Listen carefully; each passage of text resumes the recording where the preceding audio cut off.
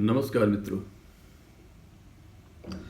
ये वीडियो युवाओं के लिए है और युवाओं को अगर जीवन में कुछ बड़ा काम करना है, कोई बड़ा संकल्प पूरा करना है, तो उन्हें थोड़ा समय वनों में बिताना चाहिए, वनों की रक्षा करनी चाहिए और यहाँ तक कि वन लगाने चाहिए, क्योंकि वनों में वो शक्ति है जो आपके संकल्प को सिद्ध कर सकती है। अगर आप इतिहास उठाकर देखें तो भगवान श्री राम जब वन में गए तब उनके व्यक्तित्व का पूरा विकास हुआ। भगवान श्री कृष्ण वनों में रहते थे, गायों को चराते थे, उनके आसपास मोर आते थे और वहां पर वो बंसी बजाते थे। अपने जीवन का बहुत बड़ा समय उन्होंने वनों में बिताया, इसलिए वो जहां जहां भी रहे उस जगह का नाम ही वृंदावन हो गया। वनों का कितना महत्व है और वनों को किस तरह से सम्मानित किया गया है कि कई जगह तो हमारे जो 4 आश्रम हैं उनमें से एक वानप्रस्थ आश्रम है, उसमें अनिवार्य रूप से कहा गया है कि वन की ओर जाना है, प्रस्थान करना है। वानप्रस्थ यानी वन की ओर प्रस्थान, क्योंकि अब आप घर में नहीं रह सकते 50 साल के बाद। तो वानप्रस्थ की महत्ता को आप समझिए और उस महत्व को समझिए कि जब भगवान श्री राम ने वन में जाकर अपने शत्रुओं का नाश कर दिया, जो अयोध्या में बैठकर वो कभी नहीं कर सकते थे। इसी तरह से पांडवों ने जब वनवास में गए और वहां पे उन्होंने चिंतन किया, वनों का आश्रय लिया। आपने सुना होगा वन की देवी, वन के देवता। और वन जिस तरह की शक्ति हमें देते हैं, जिस तरह की संकल्प शक्ति देते हैं, क्योंकि जिस तरह का संघर्ष आपका वनों में होगा,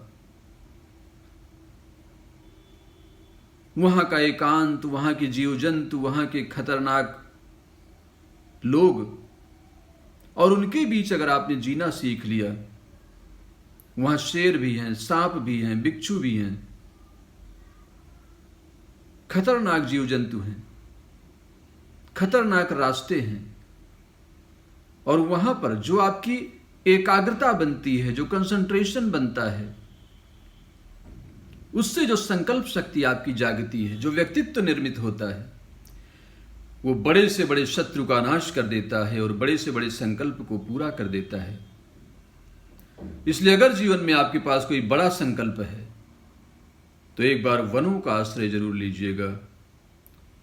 अगर आपको कूपमंडूक बनना है तो अपने घर में सुविधाओं के बीच, साधनों के बीच जीवन बिता दीजिएगा।